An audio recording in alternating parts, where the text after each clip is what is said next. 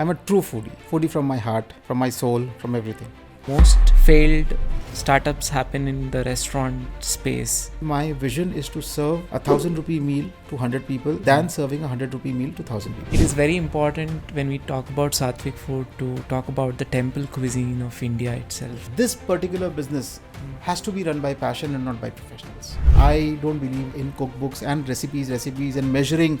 Always when I put my salt, it is always like this. People have become more aware and informed about Sattvic cuisine, that something like this exists because of Sattvam. And I'm sure that it has happened over the last 1 decade. It's not a cuisine, it's not a theme for me. It's my lifestyle, it's something that I believe in.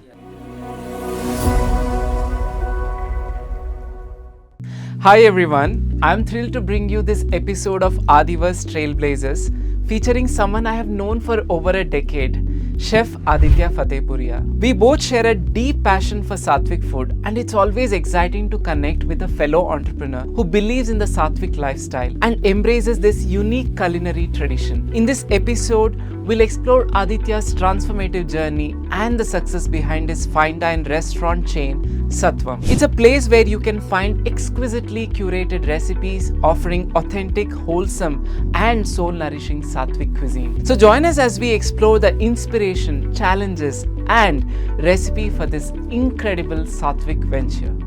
Hello and welcome to Aadiverse. Thank you so much for having me at your podcast, Aditya. This is going to be one of the most exciting podcasts. Guess why? No guesses. You can. It's because we are going to be talking about food, because food is something that we do day in and day out, but not get bored of it. My favorite topic. Yeah. I can talk about it whole night, whole day. I think it's everyone's, everyone loves food. Everyone cannot live without that. I think now, while we are speaking about food and we have lots to talk about it, just a quick question that I want to ask you. Are you a foodie? I am. I'm a true foodie. Foodie from my heart, from my soul, from everything. Okay. So what's the difference, foodie by heart and foodie by soul? Is there any difference? Heart is to do with my body and soul has to do with my inner self. And with both I am a foodie. Yeah. But when we speak about foodie, अगर हम हिंदी में या vernacular language में अगर हम बात करें, भुक्कड़ कहते हैं. So do you think it's offensive to call someone a bhukkad? Bhukkad एक slang है. Bhukkad is definitely not taken very well. क्योंकि भुक्कड़ का मतलब है वो कुछ भी खा सकता है और उसको समझ नहीं रहा है कि वो क्या खा रहा है. तो वो सिर्फ खा रहा है. But whereas when we say foodie, उसे पता है कि वो क्या खा रहा है, क्यों खा रहा है, वो enjoy कर रहा है. भुक्कड़ का मतलब ज़रूरी नहीं है कि वो enjoy कर रहा है. वो सिर्फ खा रहा है खाने को. So there's what is the Hindi or relevant term that we can say for a foodie? Yeah. No, someone who relishes food. Yeah, someone who relishes food. I think I would like to just ask some few basic questions. Like, please tell me about your childhood and are you from Bangalore? I think we will definitely speak a lot about Bangalore and the food scene and everything. So where are you originally from? I was born in Nagpur, Maharashtra, and brought up there up to my 15 years of my life, and then I shifted to Bangalore. So Bengaluru was always I loved this place because when I came I was in my youth. So my entire youth, my college, everything has happened in Bangalore. So that is how my connection with Bangalore. In my childhood I had decided I would do my hotel management. So a lot of kids that they are always confused up till their teens, and after that also, that what they want to do. I was very sure when I was maybe in 7th grade or 8th grade that I would like to do my hotel management and pursue this career further. Okay, great. Is it because of the family structure or the upbringing lifestyle, or is it something to do with Nagpur as a city itself has influence over food? Because I think Haldiram's also is very popular because it comes from Nagpur. Has fantastic food joints. Fantastic. Today you can see most of your reels, and these are mainly from Nagpur. A lot of people from Nagpur getting famous with their food. But yes, not that. With me it was very different. I loved eating. I was a foodie. I was not a bhukkad. I was a foodie. Yeah. And I was cooking for myself. Yeah. So, when everybody got tired, कि कितना खा रहा है, तो कुछ ना कुछ बनाना है, कुछ ना कुछ नया invent करना है. So I was doing it for myself. And, that is how I thought कि this was my passion. That is how I realized that, yes, this is my passion. I loved cooking, I loved eating, and I loved feeding. So, these three elements bring you together as a true foodie. Right. So I think all these three, today when I see back, when I look back, I see that, these three were present in me. And that's why I can call myself a true foodie. Oh, wonderful, wonderful. And tell me, how did this whole hotel management course that happened in your life? Because will always be a stigma, because I'm sure that you come from a vegetarian family. So just to help me understand that, how was the decision that you took? Because did you have to cook also non-vegetarian food? This was tough. So, when I joined hotel management, I did not realize before going into that first workshop that where I'm getting through. I mean, what I'm getting into. I was really not sure. Mm-hmm. And my dad was always supportive of everything. My mom did not know what I was getting into. And culturally shocking. It was really culturally shocking. The first day of my class, and I was told to, start everything over, and you can understand what I'm talking about. Yeah. And then, I was like, what is this? What am I getting into? Yeah. But, 3 months in hotel management, and I had left my vegetarian instincts behind. And because see, that time nothing else was driving me. It was just that, I want to become a chef. I want to become, a famous chef. That time, those things are there in mind. It was in my youth, and just wanted to become a chef and prepare and serve world-class food. So that was in my mind.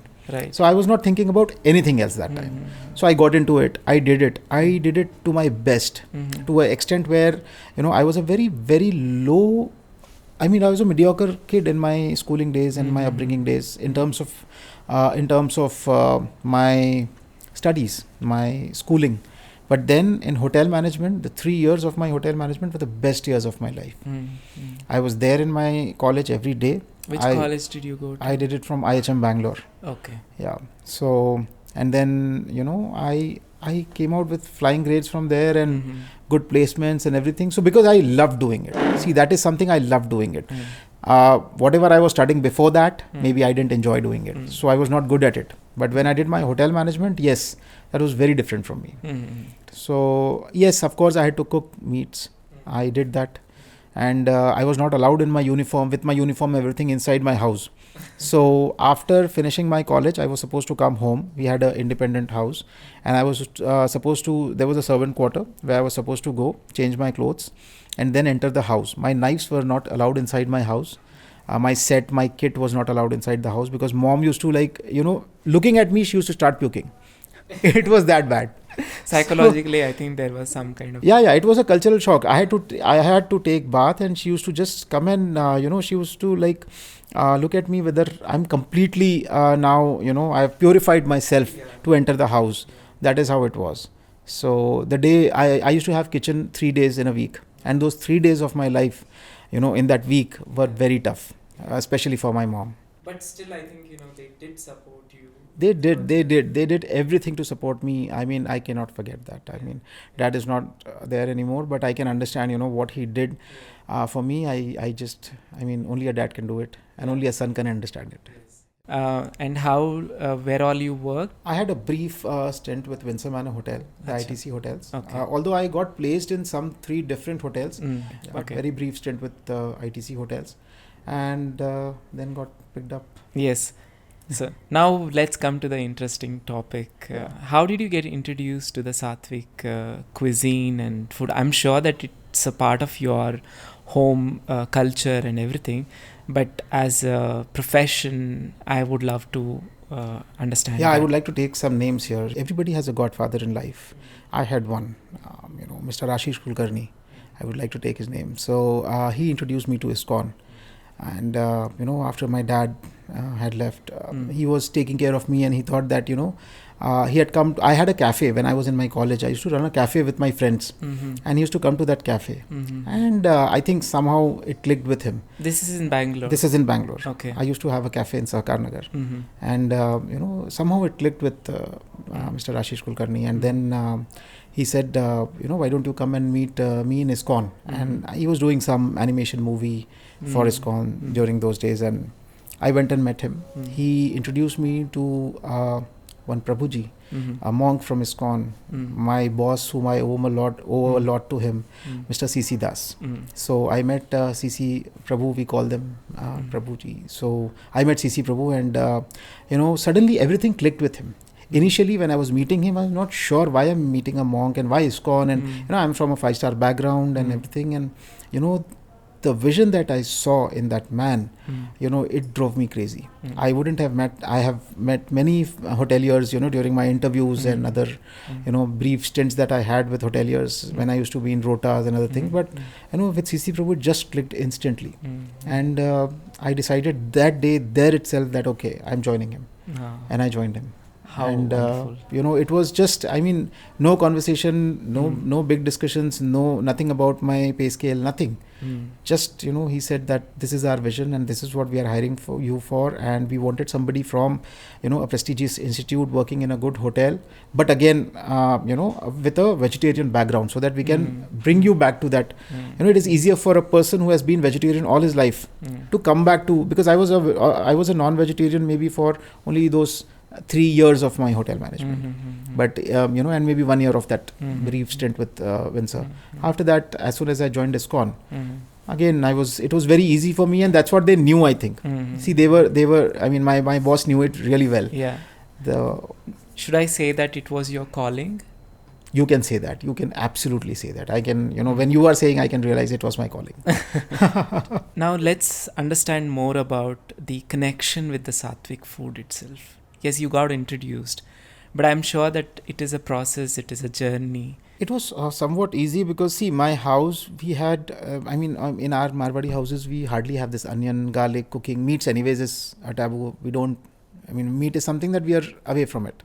So upbringing was basically Sattvic food. Sattvic food is what? See, in simple terms, in a common man's term, it is something which is cooked and served fresh. And it does not have ingredients like onion, garlic, caffeine, mushrooms, which creates denseness in your body. So it's something that you feel light about, and I think that is a basic common man's definition of Sattvic food. This is cooked in most of our Banya Marwari houses, so, and that time it was definitely there. Sattvic was there in my, it was there as a part of me in my growing up days, and it was very easy for me to understand what ISKCON was trying to teach me. Yeah. But yes, those 5 years in ISKCON, they totally transformed me. In terms of, as developing myself as a chef. Today I can proudly say that, I am the only qualified Sattvic chef in the world. So, and this Padvi was given to me by ISKCON and nobody else. So I can, I can be even more proud of it when my boss gave it to me. Yes. It was so difficult to take anything from him. Yes. Because he had nothing to give. He said, I'm a monk. I can't give you anything. I can never give you anything. Yes. But he gave me this Padvi, and I'm so proud of it. Wonderful. I think while you're talking about the Sattvic food, it's beyond no onion, no garlic food, because it's much more than that. Yes, as I said, I gave you a common man's understanding of Sattvic food. But then, of course, when we talk about Sattvic, see, this was something that the yogis, the practitioners, the monks, till today also they practice, they consume Sattvic food. Sattvic is more of a lifestyle than a food. So, when we say Sattvic, it's all about the lifestyle that we follow. Yes. So, and people who follow this lifestyle consume Sattvic food. Yes. And then the entire, that process, so, but still what we serve in our restaurants and what I promote is basically Sattvic prasadam. Yes. So when we say prasadam, then you understand that, we've basically purified the food, is what we believe.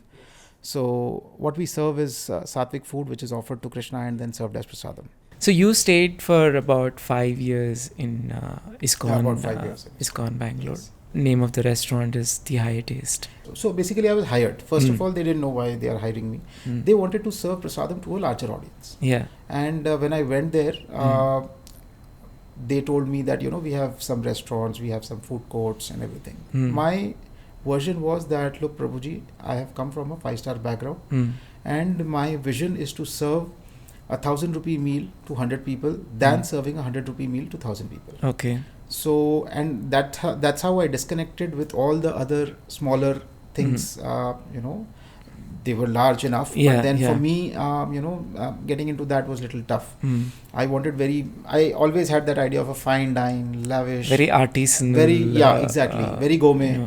So I was Yeah. always inclined towards that, and I said, why not? Why make that Sattvic so boring? We can make it much, we can make it fun, we can make it palatable to today's audience. So, and that's my job. So then they were not sure about the idea. So they said, okay, you research, you research what you can, do in Sattvic. So you told the problem statement, but you also have to bring the solution as well. That is the way how we work at ISKCON.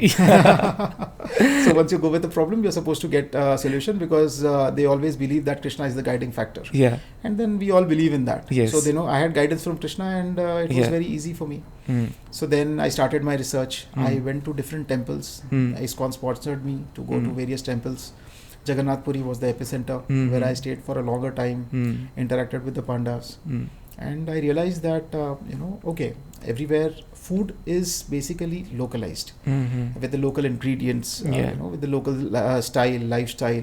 But finally, Sattvic brings everything together. When we say Sattvic, then, we come in a bigger, larger umbrella. So I learned cuisines from across then I had, interactions with Chef Tatla Dalal, Chef Sanjeev Kapoor, a lot of these interactions through ISKCON. And then we went to an international platform where, a lot of these devotees, a lot of chefs internationally would come visit ISKCON, and I used to have workshops with them. And that is how we started bringing everything together and started documenting recipes. And then we were ready for a restaurant. And this is how the Higher Taste was born. I think it's one of a kind restaurant. Any of the temples or any religious place, one of a kind of a restaurant, a gourmet restaurant, which nobody else has. Krishna's blessing, the brainchild that I can say I developed. So is there any one of the dishes that people can go and taste and relish, which is created by you? See that at Higher Taste, the most of the recipes, I had differently, tried to curate.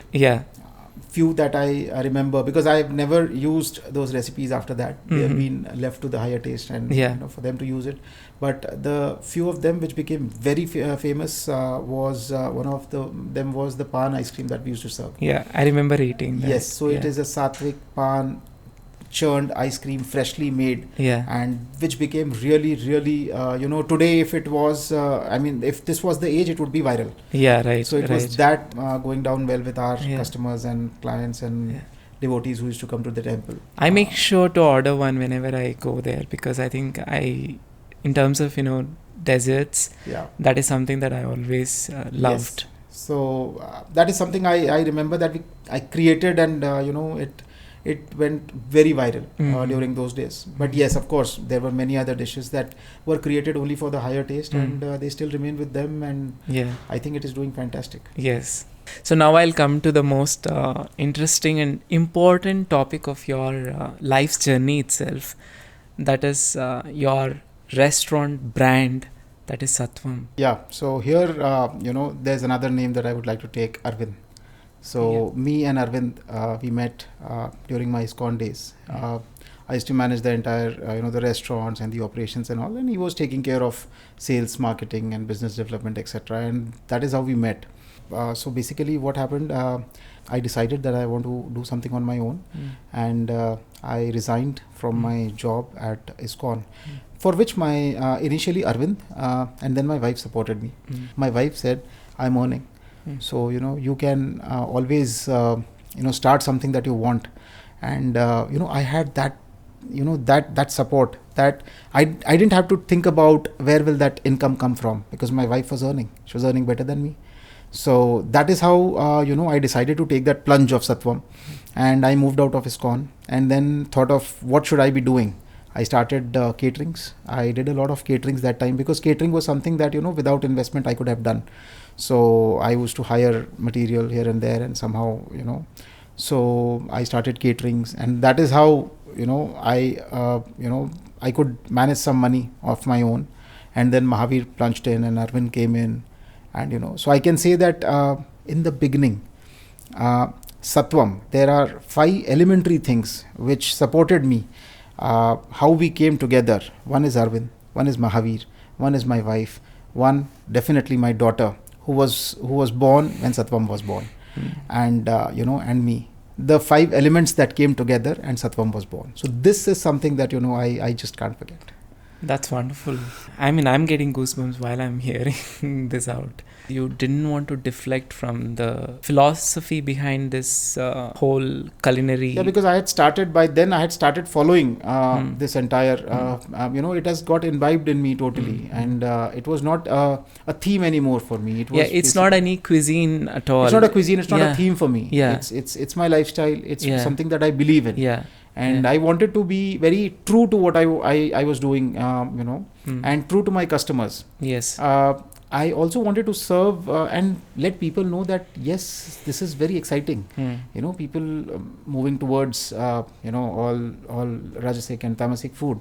Wanted to tell them that yes, this is very exciting. Just that we have somehow made it boring. Maybe the way we have presented it to our kids or to the youngsters, we have tried to make it boring, but it is not very boring. So this was in my mind.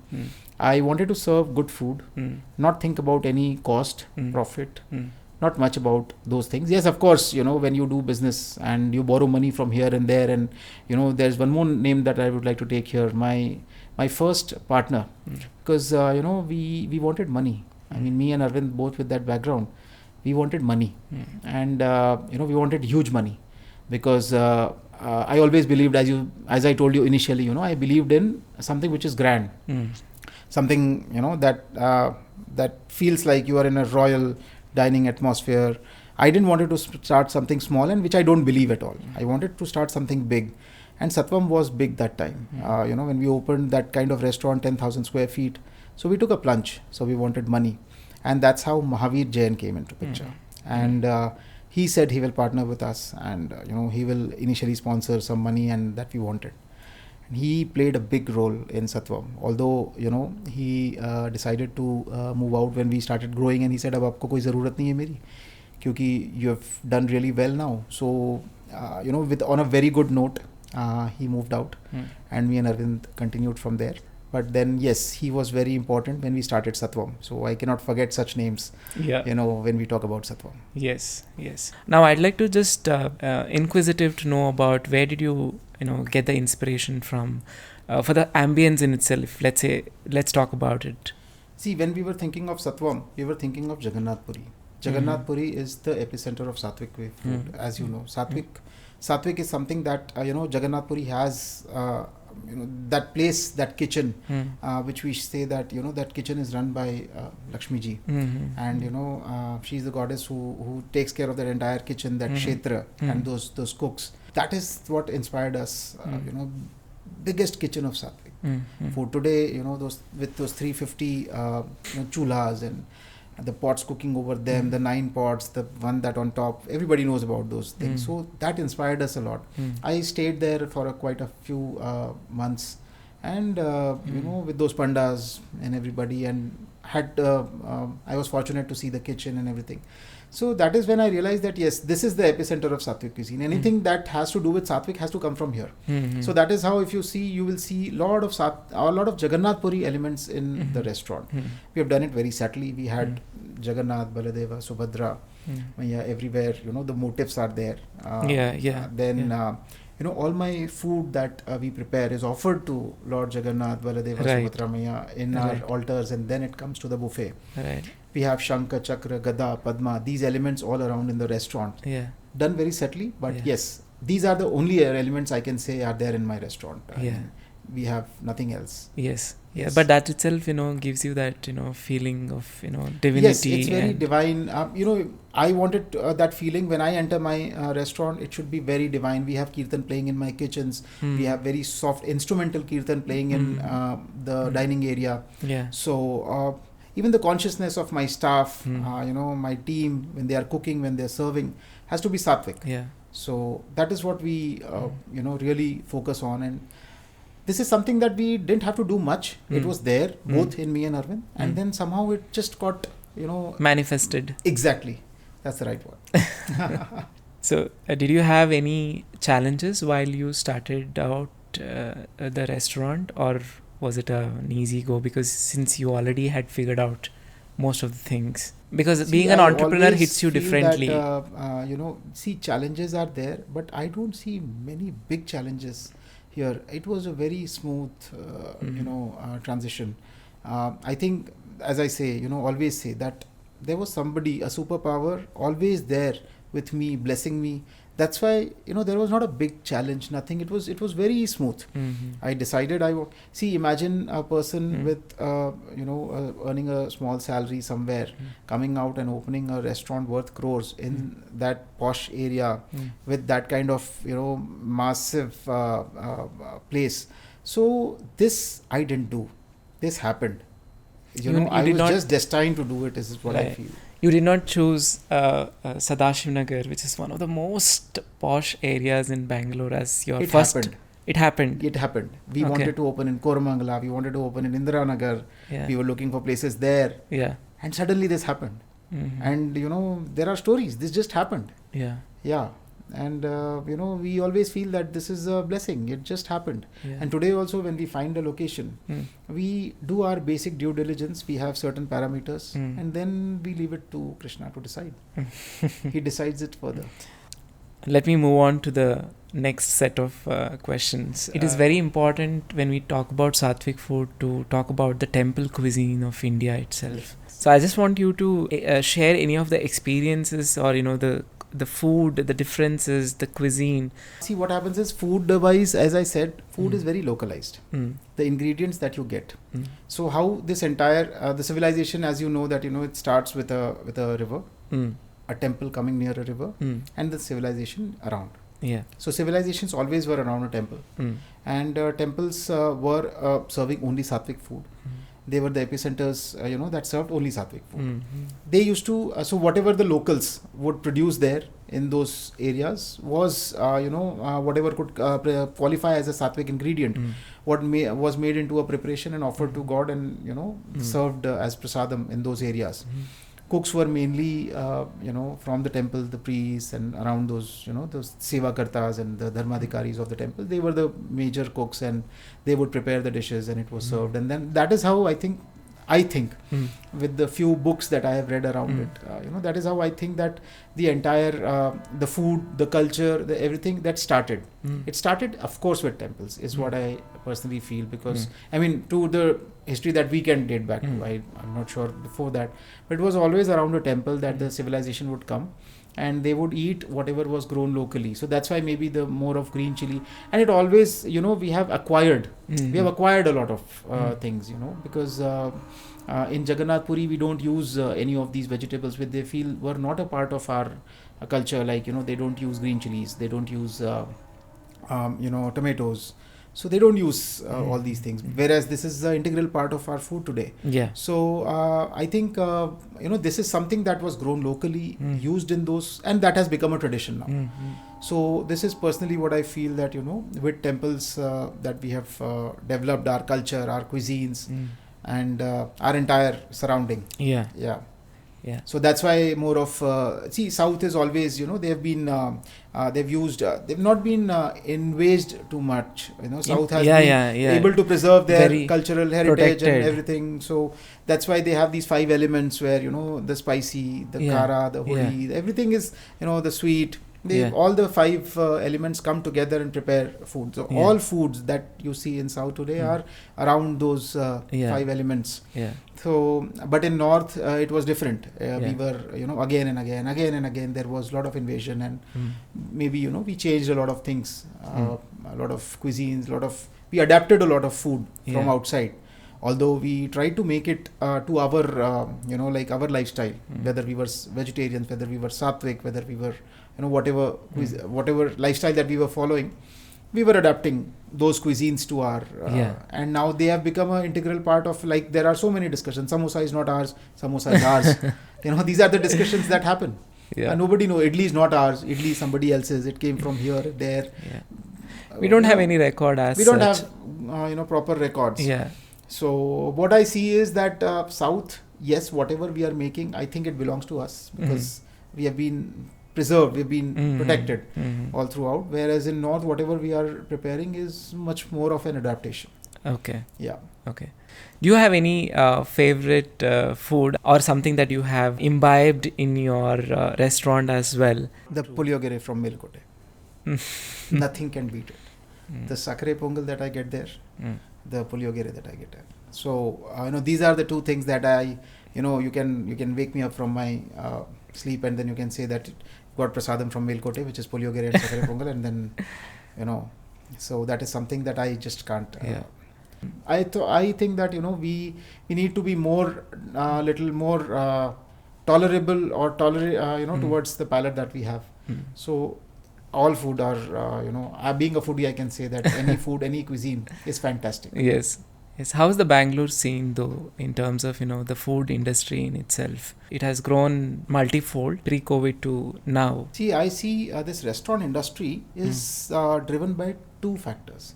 One is there are passionate people who come, who indulge, who make a business and who have been doing from a long time and who keep doing it. Then there are these entrepreneurs who come, who hire professionals and they also drive business. So these are the two industries parallelly running in Bangalore. The previous industry, which is run by the actually people who are into it, who are foodies, who also are family business, who have been into this and who know their entire business in and out, and they can drive it. So they are not entrepreneurs, they are passionate people. I think for them this industry is very easy and they have been successful. More that ratio that we talk about, that 100 open, 99 shut down.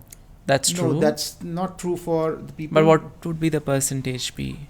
I don't see any percentage here. I have not been able to get any data over it. It's all that we talk that 100 open, 99 shut down. No, but that's what people also say, because this is one such domain where most failed startups happen in the restaurant space. See, that is what I'm saying, that the other category that I spoke about is the entrepreneurs who jump into this business by hiring professionals.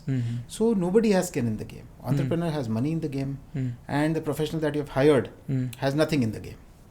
So then those businesses fail because it's a business. It is not a passion. Legendary places like you can say Vidyarthi Bhavan today, or you can talk about Veena stores. They are passionate people.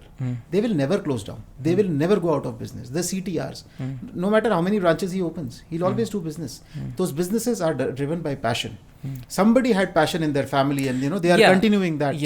So like, I personally feel that this particular business has to be run by passion and not by professionals. I mean, I respect all hotels that serve food, and they have been really doing good in terms of the food and beverage space today. But still, there is a myth that says that standalones are better food.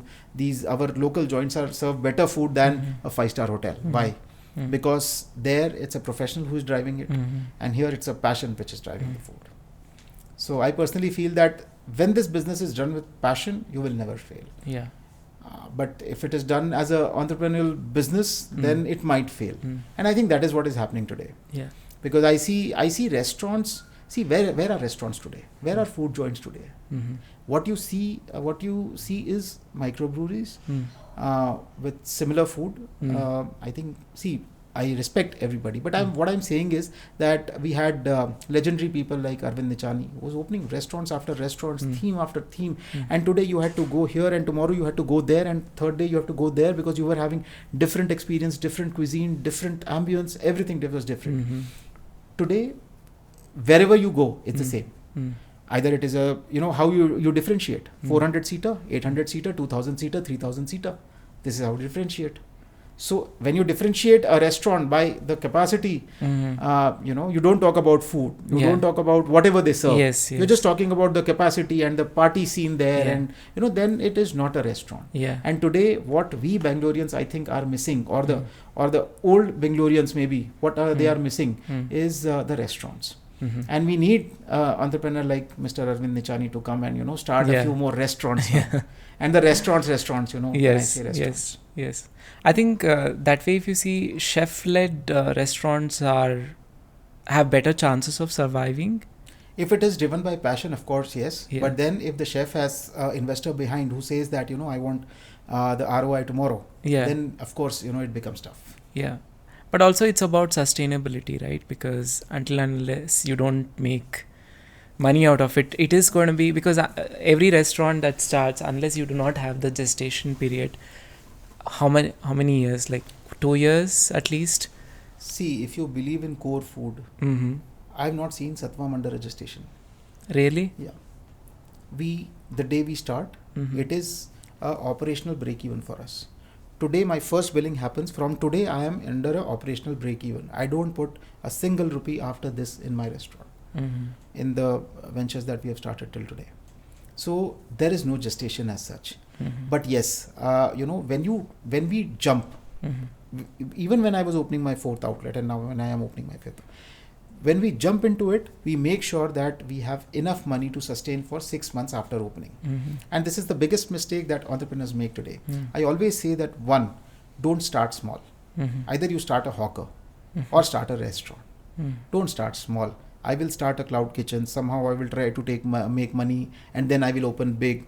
The days are gone.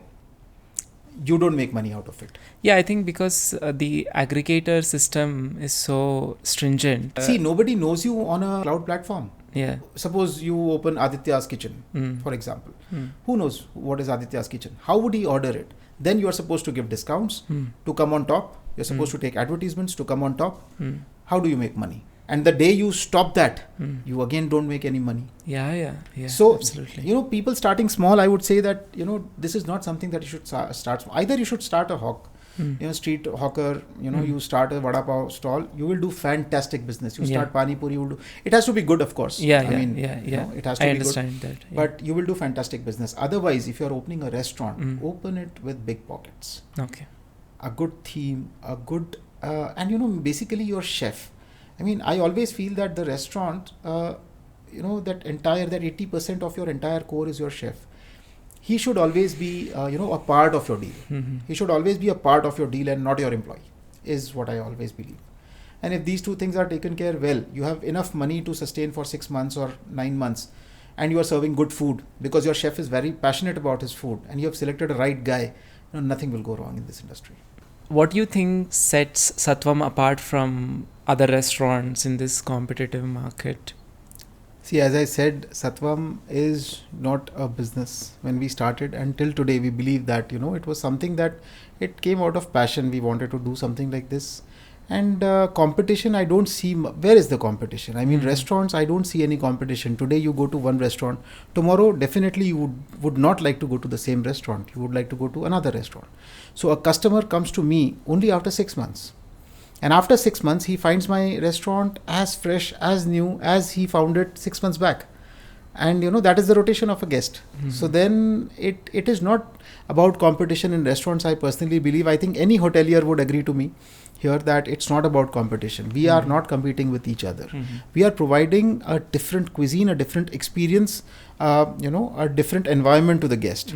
And every environment, every experience is different from each other. The cuisine might be similar or, although I don't have a similar cuisine around me competing. No, Sattvic is something nobody likes to venture into and they don't understand much about it. The online definitions of Sattvic are totally different and, they are sometimes misguiding also.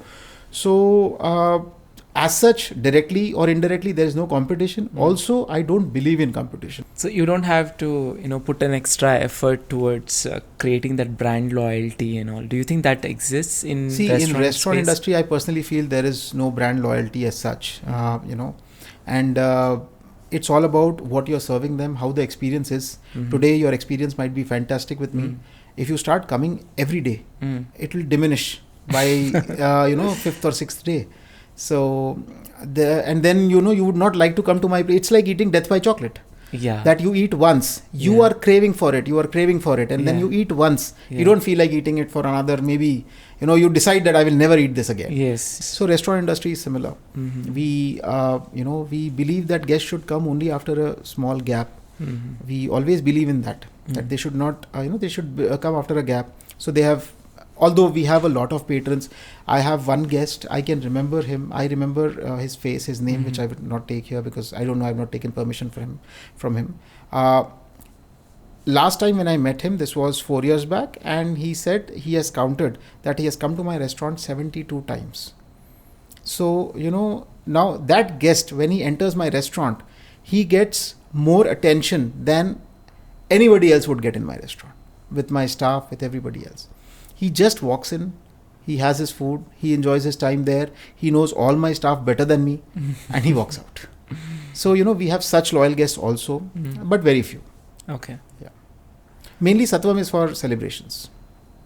It's a celebration restaurant. Yeah, absolutely. Coming to any of the favorite dish that you really liked creating in Sattvam? See, there are many, but one I would like to mention here, that at Sattvam we also believe that with the entire, we eat with all our elements, right? 5 elements that we eat with: eyes, ears, but I also wanted to see that health is also taken care. And when I was making my menu, I always ensure that there are some elements that could be very, very healthy for the guest. And, during my growing up days, I saw my granny, she was having cancer. And, she used to make this for herself. She was in cancer, I mean, she was a patient, but still she used to cook for us, for herself, and which was a guar patha, which is aloe vera sabzi. Okay. And that was something, that time I used to hate it. What is she eating? Today, when I grow up, and I realize that what all aloe vera, the benefits of aloe vera. So I made that guar patha panch foran is what I call it, which is a aloe vera sabzi with a panch foran tadke ka masala, with some curd. This is the recipe that I always feel ki it has gone well with so many of my guests. I cannot tell you. Of course, I use a lot of fruits, vegetables and flowers in my cooking. And I can keep on telling you my recipes that, I've tried to curate for Sattvam. But then, yes, this reminds me always, because it also reminds me of my granny. Yeah.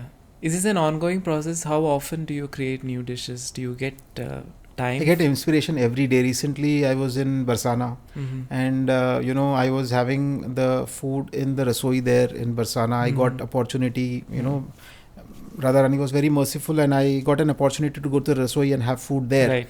And that prasadam had a chutney which was made of curry patta, which is also it is known as meetha neem in north. Okay. So, or karve pille is what we say. So, a chutney made of that. It was such, I've never had a chutney like that.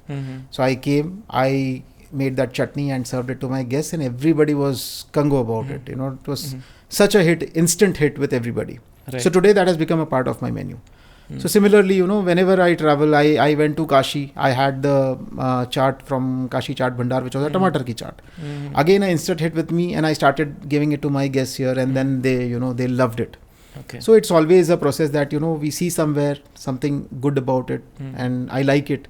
I come, try to see, we cannot 100% replicate a dish, because a lot of things matter when you prepare a dish. Even I say that, when I'm making something and you make the similar thing standing next to me, the dish, the taste might vary a little. Yeah. But yes, of course, we try to give that experience to our guests when they come here. Right. As a restaurateur, you should also be able to accept criticism as well. We get a lot. How do you deal with that? See, first of all, as soon as the criticism comes, it comes on a daily basis. We first try to analyze what went wrong. We take it very seriously, extremely seriously. Any feedback that reaches us, and I make sure that most of the feedback reaches us. So we take it very seriously, go to the detail of it, why it went wrong, what went wrong. Sometimes it also happens that, everything according to me was fine. When I go, I taste, I see that it was fine, but maybe the guest, didn't like it, or maybe was not in a good mood, or maybe there are many things to it. But any criticism that comes to us is taken very seriously. When we are not able to manage it, we pass it on to Krishna. So coming to the entrepreneurship aspect itself, you're the chef, and Arvind, for that matter, he has more. What kind of background that he has? Arvind is from an engineering background. Yeah. He does not have a food background as such. But then, as I say, when you have passion, you don't need a background. So, but I'm sure that your persona or the qualities or what you bring on table has complemented your. Definitely, because see, I always believe that when we are two, then we see what we are good at. So what are you good at? What is he good at? Yeah, so basically we realize that technical aspects, the kitchen, the management of the restaurant, the daily operations and all these, this is something that I was managing. So even that I was doing same thing in ISKCON. So I started doing here in Sattvam also. And since Arvind was there, he was taking care of other things like, the sales, marketing, finance, right. All these things Arvind was managing. Yeah. So because there are a lot of things. That's a deadly combination. Yeah, because we need it. Yes. Today when you see that front, what you see, the Sattvam operations is one part, which is 50%. Yeah. The background of 50%, nobody realizes. Yeah. Most of the people outsource it. We have an in-house person doing it. So, that entire output because of that becomes really, so our entire, the entire foundation is really strong because of that. Yeah, absolutely. And both of us believe in similar fundamentals. Yes. Our lifestyles are similar. Yes. And so that's why it becomes much more easier for us. Yes. Easier. Yeah. Have you also consulted other restaurants, or entrepreneurs or chefs who wanted to open restaurants? Do you do that on regular basis? Not very regularly, because we consult only to like-minded people. So we don't. Are there any stories that you can tell us? We cannot take. I will not be able to take their names. Okay. But yes, I consulted quite a few. Okay. Even in Bangalore. And as soon as they come to us for consultation, the first thing is, "Kyun guzra isme?" You play the devil's advocate. 100%. Yeah. I make sure that person has to go back saying, "Arey nahi, kabhi nahi kholunga. Galti ho gayi." But there are few who come back saying, "Nahi, abhi kholna hi hai." So then I get into the consultation part of it. Yeah. And then we get into how to now deal with this entire situation. Yeah. But initial 2 or 3 meetings are just trying to convince that person why he wants to just do it. Because most of them don't have that, they just have money. And they would have seen somebody growing well or doing well in the restaurant industry. But they don't know the downs or the cons of this industry. Yeah. Which are much more than the pros. So then, when you want to actually do it commercially, you are not a foodie. You don't want to feed people. You don't want to feed prasadam. You don't want to feed the needy, the poor. You don't want to do anything of that. You want to do pure business. So having run Sattvam for 13 years and this business for 13 years, I understand that how we can make money. Right. And then if I'm not able to justify him making money, then, I would suggest him not to get into this. Yeah. There are also many people who come just for the sake of it. It's a lifestyle business also. It's a lifestyle investment. So a lot of people come for that purpose, that just want to open a restaurant. I am a politician. I am a businessman. I have some business, which is not very, I'm not a public figure. I would like to open a restaurant and become a public figure. So that is another thing why people open restaurants. So I think I would like to now touch upon a point that we earlier also spoke. If at all somebody wants to get into a restaurant business, what kind of model that they have to choose? I'm sure that if you can just help me understand, there is CDR, there is QSR, there is hawkers, and then there's fine dine. So if you can just give me a little bit of an understanding. Categorize under casual fine dining. Okay. Yeah. Okay. So it's basically fine dine is today, I feel, is a abused word. We are not able to, even I think many of the hotels are not able to define fine dine in its true sense. Right. So that is what I personally believe with the training that I have received on a fine dine. Yes. But yes, if you consider in QSRs and in the standalone restaurants, we are a fine dine. Right. So what is the suggestion that you have, if at all today in Bangalore scene, if somebody wants to open something? See, I would first try to understand that why he wants, or he or she wants to open a restaurant or a food business. Yeah. Because a lot of people say, I am a foodie, that's why I want to open. Foodie's true definition is not known. Everybody has one, like I have my own definition. As I told you, I have 3 elements of foodie. Celebrities also have restaurants. They don't, they are front tenders for the restaurant. They would have invested money and their name. Yeah. But there is somebody else who's managing the show. Somebody like me who's behind the scene. Yeah. So managing the show. So then it makes more sense. See, a restaurateur would not ask suggestions on how to open a restaurant, when to open a restaurant, why to open a restaurant, which brand to open, which cuisine to open. They know what they are doing. Okay. Who have been into the business, they know what they are doing. They know the right time, they know the right thing, they know the right place, they will do it. It's the newbies, new beginners, made some money or have some money and want to venture into this. So there are two things that we ask them. One is whether this is for making money or this is a lifestyle investment for you. But largely I've noticed this in my own street where my studio is, there are two restaurants. One of them opened and then closed. The other one has opened but then barely surviving. And that's what I keep hearing. There is always one person who believes that ये नहीं कर पाया मैं कर लूँगा. And I always believe that वो नहीं कर पाया तो तू भी नहीं कर पाएगा. छोड़ दे. पर वो छोड़ता नहीं. See, that's why these places which don't run and they sell, then the second fellow takes it, then he also is not able to run, then the third one comes into picture, then the fourth one comes into picture, and then that place keeps going for a toss. That landlord is in a total mess. Everybody gets into a mess. So I always again say this, that ये जो छोटा start करने वाला चक्कर है ना, इसको छोड़ दो. वो 10 लाख 20 लाख आप घुसाओगे उसमें, उस पूरा बिजनेस का प्लान का पूरा 12 बजा के निकलोगे. Don't get into such things. Either you, your wife and maybe one helper, you start something. Maybe a hawk, a street hawker kind of a thing, maybe a small shop. That you can अपने saving से 10 लाख रुपया डाला, गया तो गया, कोई फर्क नहीं पड़ता, passion drive किया थोड़े दिन के लिए. I know such people. Either do that or come with a big pocket. Until unless you have a big pocket, don't venture into a restaurant. Don't go to an investor and say कि ये मेरे को restaurant खोलना है, वो कल से ROI ढूंढना शुरू करेगा. Restaurants ROI from tomorrow cannot come until unless you are a restaurateur. See, only a restaurateur, and why would he join hands with you? He has money, he knows what he wants to do. He would not join hands with you. You would need a chef, वो जो हमारे यहाँ जो जैसे थोड़े CDP category के या junior sous chef category के लड़के होते हैं, the chefs that you hire them कि भाई चल तू वहाँ काम करता है, मैं तेरे को हायर करता हूँ.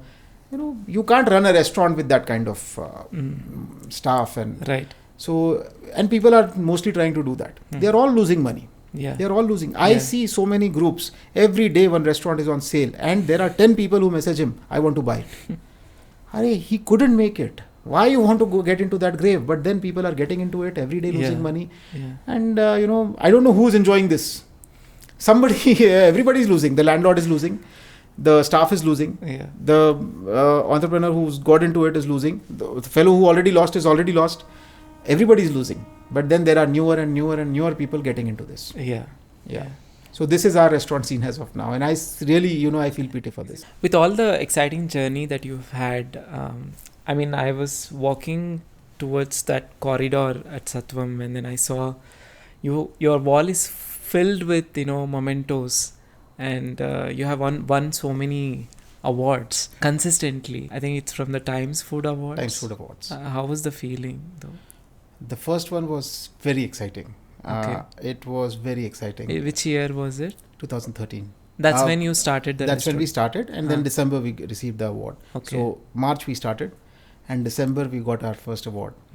And that was in the vegetarian food. The best vegetarian Bangalore. Okay. Yeah. Okay. So that was the most exciting day of I was not well that day and the news came and then Arvind came over and we all partied at my house and that was I cannot forget that day.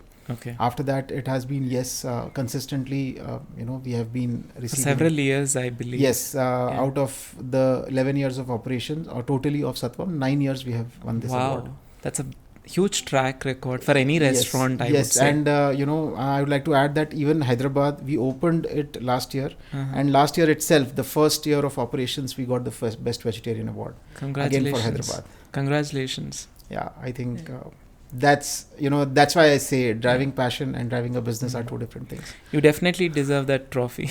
Thank you so much. So I remember this conversation with Arvind I had a couple of years ago, or I think even pre-COVID, I guess. A lot of people were doing this social media content and putting up reels and stuff like that. But then when I spoke about this, he says, I'm anyway getting business even without doing any of these things, so I don't want to just spend money. Anyway, फुकट में क्यों पैसा फेंकूं types. So that comes from our basic Marwari instincts that we have inside. because it's not about business sometimes. Today also, with God's grace, we have enough business. Yeah. But then, we also feel that social media is the driving factor. Everybody talks about it. You being our friend from last so many years, you have also, you talk about social media a lot. That's, we have similar surroundings who talk about social media, and then we feel that, okay, if this is the trend, but we don't want to, forcefully get into it, or tell somebody that, okay, please promote my reel, or do this or do that, or we don't want to get in that kind of jugglery. We personally believe that if somebody has come to our restaurant, really liked our food and posted a reel about it, we would definitely like to boost that reel, because I personally feel that this person has come, he's my guest, he has paid some money to me, he has had food, and then he has liked it, and then he's posting about it, so he has taken out time to post about it without getting any money. So then that means he's really my guest and he's really appreciative of my food, and I should be boosting about it. Do you interact with the customers who come to the restaurant? See, not nowadays. It is more, we are. But earlier when you started, would you do earlier that? When we started, 6 months, both of us were on floor. Every guest that came to Sattvam, we were personally taking care of the guest, and we would personally, both of us, make sure that we met each and every guest. So people who would have come to Sattvam from March 2013 to December 2013 would agree to this, that they have met either me or Arvind, or mostly people have met both of us, because we would go to each and every table, and we used to get a lot of good vibes. We should get a lot of ashirwad from the ladies, in their 80s, 90s, Ajji, Ajja, coming to our place, enjoying food. And they said we didn't have any place to go. Today we have a place where we can go enjoy. So, those families of 20s and 30s and, people and enjoying food. So that was something that, we got a lot of praises and a lot of vibes, and we really enjoyed doing what we were doing that time. So when I came to Sattvam for the first time, I saw Prabhupada's photo, and there was a line written bottom of his photograph, the greatest ambassador of Sattvic food. Yes. So, I mean, that was something that, who came up with this tagline? And I'm sure it is 100% true. Yes, this is 200% true. Arvind came up with this tagline. And we both personally believed in this, because, I've heard stories where, Prabhupada went to the US and, he used to feed samosas and gulab jamuns to people there as prasadam, and he used to feed Sattvic food to people, and then they would get attracted towards the consciousness, the Krishna consciousness, and they would chant and everything. So yes, of course, I mean, and then I think across the globe today, if I travel, the only savior to me is I find a nearest ISKCON temple, go there and have nice prasadam. So I also personally believe that Prabhupada is, I think, one of the greatest ambassadors of Sattvic food in the world today. And he's got all the cuisines together in the domain of Sattvic. Today we make a Sattvic pizza, we make a Sattvic pasta, we make, so everything is healthy, made fresh, made pure. And those devotees, we interact with our devotees from US and from other places, and then they teach us their cuisine and we teach them ours, and it's something that because of Prabhupada and this entire bigger umbrella of ISKCON that he created, all this is possible, is what I feel. So Sattvic food is not limited to the geography. It's to do with the philosophy behind it. See, it's a lifestyle that I feel that every yogi or every human being should be following. And this lifestyle has a particular food habit towards it, that what we should be eating, because they say you are what you eat, and this is what we follow. So I don't think that it is restricted to India or US, or just because the most of the rishi munis and the Vedas that we have, the cultural right now today what we see has come from India. Then Indian cuisine is related more to Sattvic than any other. But of course, food habits are something I always say is localized. If you are able to serve pure, fresh food without adulteration, and something which is healthy to your heart and body, I think it qualifies to be Sattvic. Absolutely. And of course, it has to be offered. And also, there are some things that you cannot use in preparation as well. That's what I said.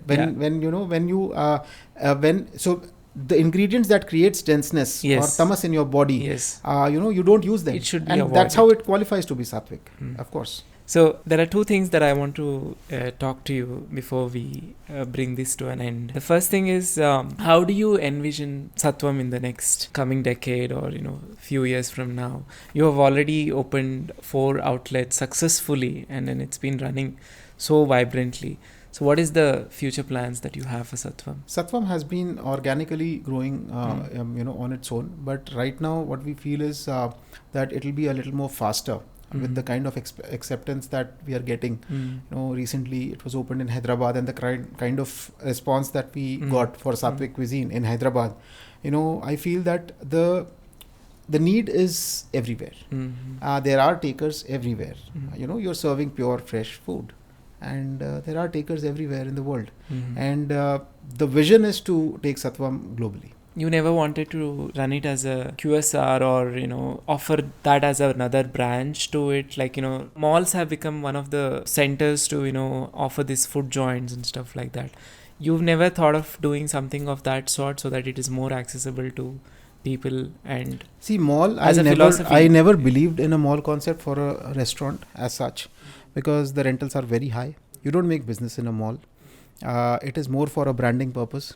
I'm sure that many of them who are present in malls would agree with me. Standalones, there's a ease of people. They can come, because they say that there is a parking in mall. But you tell me that today, if you want to go for a quick lunch, why would you go to a mall, park your vehicle, climb up 4 floors and eat? You don't do so that. So it's, when I say mall is always a food which is based out of need. I'm shopping. I'm hungry. I want to eat some good food and then grab something and then move on to my shopping. My focus is my shopping and not my food. So I would not go to indulge in food over there. So any fine dine or, where people can sit, relax, enjoy. I think these kind of concepts are not mall specific as of today. Maybe, future would be that, people would go to a mall because right now, not everybody goes for shopping. They also go for leisure. They just go around, have a look, window shopping, time pass, because it's a nice place to watch a movie or something like that. But then again, I feel that in a mall, a restaurant that's surviving and making money out of it is little tough. My business plan does not permit me to open in a mall because of many of these factors. Okay. Yeah. Okay. And also you do not want to deflect from the idea of, having this as a we've fine not dine thought about it because always, as I said, I always wanted to serve a meal of 1,000 rupees to 100 people who are connoisseurs of my food. And, not because now I can open 10 more things. Tomorrow I can go and open one idli vada place because that will also do fantastic business. Some of them are doing fantastic business. So for me, that's not about business. I don't want to copy somebody and do some business out of it. This is something that, it comes from inside. Yeah, the authenticity is there. Authenticity is also something, it's very, relevant. That word has been abused. Yeah. What is authentic today? You get everything everywhere. The authenticity anyways of food is lost. So you have to really go to the Brahmin's cafe in Banashankari to have that, in Baswangudi to have that authentic idli and chutney that he used to serve. But there may be hundreds of them serving the same thing. And they are serving really good food. I enjoy it. I get it near my house also. I enjoy it. So I don't see what is authentic, what is not authentic unless the recipes are followed, the basic style of cooking is followed, a good ingredient is used. I think recipes are authentic. Yeah. Absolutely. What is that one thing that you would tell your younger self in case if you had to start the restaurant? This question I didn't want to answer. Why so? Yeah, because that would be something that I would regret that I should have done this, and which I don't want to, openly say that what I regret doing. Okay. Somebody can talk to me in person, and I can guide them that what has gone wrong, what could have been better, and I can guide them if they want to. I guide a lot of people who want to open restaurants. I don't even charge. I'm always available free of cost. So somebody can really approach me if they want to start something. Yeah. That's really wonderful. Any of the books that you had got inspired from, especially the cookbooks, because I'm somebody who would love to collect cookbooks, but are there any books that you got inspired I don't from? have a single cookbook at my house. Why do you? I not always have- feel that cooking is something that comes from your inside. Really? You can never learn from cooking. You can never learn cooking from cookbooks or Google Shows or and- shows, and it is a good time pass, and it is good for people who like a wife trying to make something for her husband. Okay, fine. One or two recipes here and there, but for somebody who really drives passion, like for me, I don't believe in cookbooks and recipes and measuring.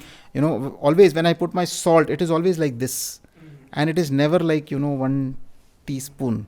It is never like that. So for me, cookbooks are a real no. I have always even when I go to hotel management colleges, and I tell them to stay away from cookbooks, not required. Yeah. For a passionate chef, I personally believe that it all comes from inside. You are born to do that. You are born to be a chef. Don't believe in cookbooks. Wow. This is a very fresh and new advice that I have received. So, but yeah, I'm sure that what you're saying makes total sense. Absolutely. Knowledge is something that you can always gain, and there are many ways to do it. Yeah.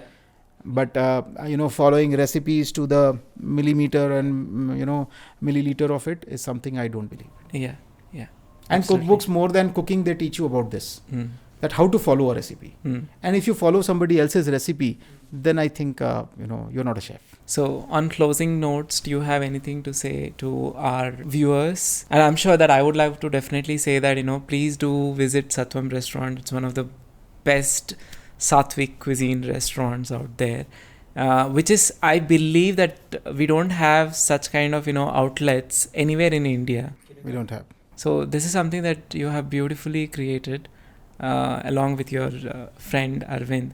Yeah. And I must congratulate you on this, and I wish you more success in the future Thank to you open so up more restaurants and distribute this Sattvic cuisine, the knowledge, the philosophy, the food to more and more Yes. people who can come and learn more about what this food is all about. I'm sure that the people have become more aware and Yes. informed Yes. about Sattvic cuisine, that something like this exists because of Sattvam. And I'm sure that it has happened over the last 1 decade. So when you say Sattvam, yes, of course. I mean, I would love to take that credit, because Sattvam is still. I'm so proud about it. Sattvam is known as Sattvic. 80% of my guests, they call and say, "Hello, Sattvic." So they don't pronounce it as Sattvam but Sattvic. So of course, I'm very proud that we were able to do some difference. But of course, here I would like to say that Sattvic today is known to people largely because of ISKCON. Yes. And I truly believe that ISKCON has played a very big role in this. And we are very happy and glad that we are part of that. Yes, I'm very happy and proud to be a part of that particular organization, and it's everything. It's family today. Yes. So thank you so much for agreeing to do this podcast with me on Aadiverse. It was my pleasure. And I hope that we will see each other again very soon. Pleasure was mine. Thank you so much. Hare Krishna. Thank you very much. Hare Krishna.